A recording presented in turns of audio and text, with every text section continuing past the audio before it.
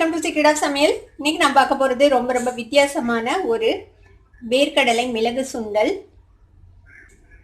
இந்த சுண்டல் வந்து நம்ம நார்மலாக செய்கிற சுண்டல் வந்து ரொம்பவே டிஃப்ரெண்ட்டாக இருக்கும், டேஸ்ட்டும் டிஃப்ரெண்ட்டாக இருக்கும். கண்டிப்பாக ஒரு வாட்டி ட்ரை பண்ணி பாருங்கள். சரி வாங்க இந்த வேர்க்கடலை மிளகு சுண்டல் எப்படி செய்யலாம் அப்படின்னு பார்க்கலாம். இந்த வேர்க்கடலை சுண்டலுக்கு வந்துட்டு இந்த மாதிரி வேர்க்கடலையை 2 மணி நேரம் ஊற வச்சு ஒரு 2-3 விசில் விட்டு வேக வச்சு எடுத்து வச்சுருக்கேன். நல்லா வெந்துருச்சு. கொஞ்சமாக உப்பு போட்டேன் வேக வைக்கும்போது. இன்னும் கொஞ்சம் உப்பு தேவைப்படும், இப்போ கொஞ்சமாக போட்டுக்கலாம் தாளிக்கும் போது.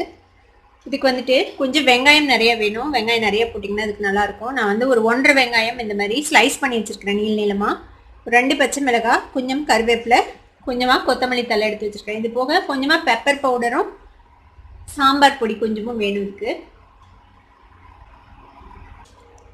இப்போ கடாயில் வந்துட்டு ஒரு 2 டீஸ்பூன் அளவுக்கு எண்ணெய் விட்டுருக்கேன். இது நம்ம அந்த வெங்காயம் வந்து நல்லா கேரமலைஸ் ஆகிற அளவுக்கு வதக்கணும், அதனால கொஞ்சம் எண்ணெய் ஜாஸ்தி விட்டுருக்கேன். இப்போ எண்ணெய் சூடாயிடுச்சு, இதில் கொஞ்சமாக கடுகு சேர்த்திக்கலாம்.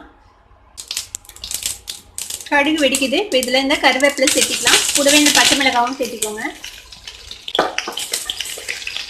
இது கூடவே இந்த வெங்காயத்தையும் சேர்த்திக்கலாம். ஸ்லைஸ் பண்ணி வச்சுருக்கிற ஆனியன். இந்த வெங்காயம் வந்து நல்லா வதங்கணும், நல்லா கோல்டன் ப்ரௌனாக வதங்கணும். அந்தளவுக்கு இதை நல்லா வதக்கிக்கலாம். இந்த வெங்காயம் வதங்கிறதுக்காக கொஞ்சமாக உப்பு சேர்த்திக்கலாம். பாருங்க, வெங்காயம் நல்லா கோல்டன் ப்ரௌன் ஆயிடுச்சு. இந்தளவுக்கு வதங்கணும், அப்போ தான் நல்லாயிருக்கும் இந்த சுண்டலுக்கு. நல்லா இந்த மாதிரி கேரமலைஸ் ஆகணும் இது.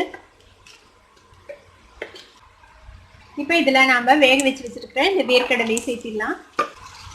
வேர்க்கடலை ஆல்ரெடி உப்பு போட்டு வேக வச்சுருக்கிறேன். கொஞ்சமாக போட்டிருக்கேன், ரொம்ப போடலை, கரெக்டான அளவு. கொஞ்சம் பத்தாது, அதனால கொஞ்சமாக சேர்த்திக்கலாம் உப்பு. இது கூட பெப்பர் பவுடர் சேர்த்திக்கோங்க. ஒரு 1/2 டீஸ்பூன் அளவுக்கு பெப்பர் பவுடர். 1/4 டீஸ்பூனுக்கும் கம்மியாக சாம்பார் பவுடர் சேர்த்திக்கோங்க.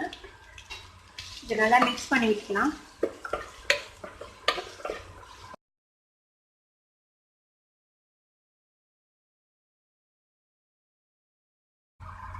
இப்போ நல்லா வறுபட்டுருச்சு நம்மளோட சுண்டல். இப்போ இதில் வந்துட்டு மேலே கார்னிஷ்க்கு கொத்தமல்லி தலை தூவிடலாம்.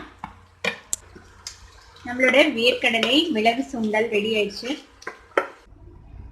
இந்த சூப்பரான ஸ்பைசியான வேர்க்கடலை மிளகு சுண்டலை நீங்களும் ட்ரை பண்ணி பார்த்துட்டு எப்படி இருந்தது அப்படின்னு எனக்கு கமெண்ட்ஸில் ஃபீட்பேக் கொடுங்க. இந்த வீடியோ உங்களுக்கு பிடிச்சிருந்ததுன்னா சப்ஸ்கிரைப் பண்ணுங்க, பக்கத்தில் இருக்கிற பெல் ஐக்கானை கிளிக் பண்ணுங்க. அப்போ தான் என்னோட நோட்டிஃபிகேஷன்ஸ் உடனே உங்களுக்கு வந்து சேரும். லைக் பண்ணுங்க, ஷேர் பண்ணுங்க. தேங்க்யூ ஃபார் வாட்சிங் this video viewers. Bye bye.